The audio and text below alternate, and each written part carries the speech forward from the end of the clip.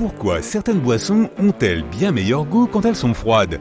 La sensation physique que tu ressens en buvant envoie au cerveau un message selon lequel tu es en train de te réhydrater. Cette sensation est encore plus forte lorsque la température de ta boisson est plus froide ou plus chaude que ta gorge et ta bouche. Cela stimule les nerfs qui sont chargés de détecter la température, ainsi que les nerfs sensibles au toucher. Le froid supprime ta perception du goût sucré. C'est pourquoi si tu consommes ta boisson tiède, elle pourra te sembler trop sucrée. Comment se fait-il que les paresseux soient aussi lents? Leurs mouvements limités sont surtout le résultat de leur régime alimentaire. Ils mangent généralement des fruits, des feuilles et des bourgeons.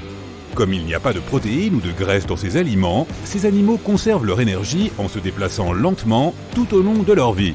Un paresseux se déplace ou grimpe d'environ 12 mètres par jour.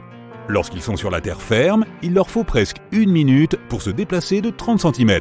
Leur système digestif correspond aussi à leur mouvement lent. Il leur faut parfois jusqu'à 1 mois entier pour digérer leur repas.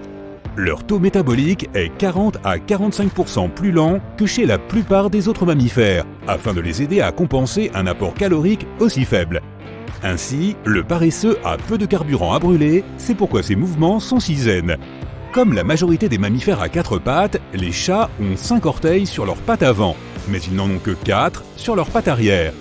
Selon une théorie, moins d'orteils à l'arrière pourrait les aider à courir plus vite, et 5 orteils à l'avant leur permettent de grimper plus facilement aux arbres, d'attraper leur proie ou de griffer. Pourquoi les ongles poussent-ils un peu plus vite par temps chaud? Certaines études des années 1940 avaient montré que la saison, le climat et l'emplacement géographique n'affectaient pas la vitesse de croissance des ongles. Mais d'autres études plus récentes ont montré qu'ils poussent un peu plus vite en été, et c'est probablement dû à l'augmentation de l'apport sanguin au bout de tes doigts. De plus, pendant les vacances, tu fais moins de choses de tes mains, donc tu n'uses pas tes ongles aussi rapidement que lorsque tu vaques à différentes activités. Pourquoi la plupart d'entre nous n'aiment pas entendre le son de leur propre voix? Et ce n'est pas seulement le chant qui pose problème. Lorsque tu enregistres ta voix, elle sonne plus aiguë que ce que tu as l'habitude d'entendre. Habituellement, lorsque tu entends ta voix en parlant, elle est conduite par les os de ta tête, c'est pourquoi elle semble plus grave. Une autre raison pour laquelle tu n'aimes pas t'entendre est que lorsque tu entends un enregistrement de ta propre voix, tu l'étudies comme la voix des autres, et tu es surpris parce que tu as l'impression de révéler beaucoup de choses sur ta personnalité. Comment se fait-il que le bambou pousse si vite? C'est la plante qui pousse le plus vite sur notre planète. Le bambou mozo chinois, que l'on trouve dans les forêts denses, peut pousser de près d'1 mètre en une seule journée. Il n'y a presque pas de lumière qui atteint le sol là-bas.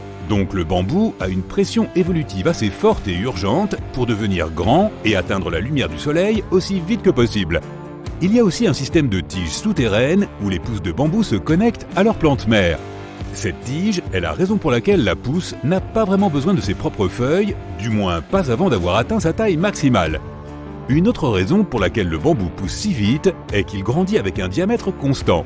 Certaines autres plantes ligneuses ont besoin de beaucoup d'énergie pour faire pousser des anneaux qui épaississent leurs tiges. Mais le bambou n'en a pas besoin, puisqu'il s'agit d'un simple bâton qui monte tout droit. Pourquoi les routes brillent-elles par temps chaud? Lorsque les rayons du soleil frappent la route, sa surface devient incroyablement chaude. En raison des températures plus élevées, la couche d'air au-dessus de la route se dilate et devient moins dense. Pour cette raison, la lumière passe différemment dans l'air depuis des points situés plus loin sur la route. Mais cet effet n'est pas le même à tous les endroits. L'air ascendant est turbulent, donc sa densité et ses effets optiques changent tout le temps. C'est pourquoi tu vois cet effet de scintillement spécifique lorsque tu regardes la route. Pourquoi les capsules de bouteilles ont-elles 21 pointes? Dans les années 1880, il y avait de plus en plus de boissons gazeuses sur le marché, et les gens les aimaient beaucoup. Mais les différents types de bouchons en liège, en métal ou en porcelaine n'étaient pas assez serrés. Ainsi, les boissons perdaient leur pétillance pendant le transport et leur qualité s'en trouvait amoindrie. Pour remédier à cela, un inventeur américain a créé une capsule de bouteille appelée Crown Cork.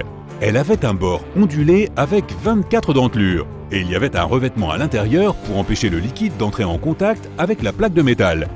Finalement, les gens ont réalisé que les 24 dentelures rendaient la capsule trop serrée et difficile à ouvrir. Alors le chiffre a été réduit à 21 et c'est rapidement devenu une norme internationale. Pourquoi 21? Tout d'abord, 21 est un multiple de 3. Or, le principe mécanique de la physique dit qu'il faut 3 points pour soutenir l'objet afin qu'il soit stable. Mais il est difficile d'appliquer la règle des 3 points avec le goulot rond de la bouteille, si bien qu'il était nécessaire de choisir un multiple de 3. La deuxième raison, lorsque tu ouvres incorrectement un liquide gazeux, la pression à l'intérieur de la bouteille peut être inégale, ce qui peut te blesser lorsque tu l'ouvres. Avec 21 pointes, le risque était moindre. Et enfin, les 21 dentelures garantissent que la capsule est fermement fixée et soigneusement scellée. Pourquoi les humains ont-ils si peur des insectes ? Selon une théorie, nos ancêtres avaient simplement plus de chances de survivre s'ils faisaient attention aux insectes. Si l'un d'entre eux mettait sa tête dans un nid d'abeilles pour essayer d'obtenir du miel, il ne vivait peut-être pas assez longtemps pour raconter son exploit. Alors il devait s'approcher avec prudence. D'autant plus qu'il y avait de nombreux insectes toxiques et dangereux pour les humains. Ainsi, au cours de millions d'années, notre espèce a peut-être évolué vers une prédisposition à se sentir mal à l'aise lorsque nous sommes près d'araignées, d'abeilles et d'autres insectes. Ils sont petits, ils savent éviter nos coups en se déplaçant assez rapidement, cela y contribue sans doute aussi. Pourquoi Mars est-elle rouge ? C'est une planète rocheuse aussi vieille que le reste de notre système solaire, couverte de montagnes, de volcans, de nombreux cratères d'impact et de canyons extrêmement longs et profonds. Mais la couleur rouge de la quatrième planète la plus éloignée du Soleil est le résultat de la forte teneur en oxyde de fer du matériau dont est faite sa surface. C'est toujours un mystère de savoir pourquoi il y a autant de fer oxydé sur Mars, étant donné que la planète n'a pas d'atmosphère ni d'oxygène. En parlant de cela, Mars n'a pas toujours été sans atmosphère. Il y a très longtemps, c'était une planète chaude et humide, avec une atmosphère aussi épaisse que celle de la Terre aujourd'hui.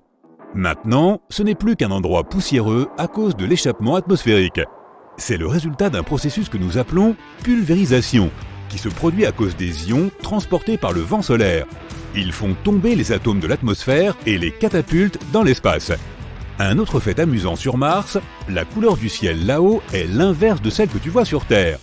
Cela signifie que là-haut, tu verrais des couchers et des levées de soleil bleus, alors que le ciel prend une teinte rose rougeâtre pendant la journée. Cette couleur inhabituelle pendant la journée est due aux grandes quantités de poussière qui contiennent du minerai de fer en suspension dans l'atmosphère. Pourquoi la Lune change-t-elle de forme ? Elle passe par différentes phases chaque mois. La nouvelle Lune, la pleine Lune, puis elle recommence. La lumière provenant du Soleil ne frappe qu'une de ces faces à la fois, ce qui donne à la Lune un côté jour et un côté nuit, tout comme sur notre planète. La forme que nous voyons depuis la Terre dépend de l'endroit où se trouve la Lune par rapport au Soleil. Si elle se trouve directement entre le Soleil et notre planète, la lumière du Soleil n'atteint que le côté que nous ne pouvons pas voir. Dans ce cas, nous voyons une nouvelle Lune. Elle apparaît sombre dans le ciel. Mais lorsque la Lune se trouve du côté de notre planète qui est le plus éloigné du Soleil, c'est une pleine Lune, car nous sommes face à son côté jour. Une fois que la Lune est nouvelle, nous pourrons voir une plus grande partie de sa surface dans le ciel, car elle tourne autour de notre planète. On parle de premier quartier lorsqu'elle est à moitié pleine. Lorsqu'elle grossit, mais n'est pas encore pleine, c'est une lune gibbeuse. Après la pleine lune, elle rétrécit, passe par différentes phases et finit par reprendre la forme d'une nouvelle lune.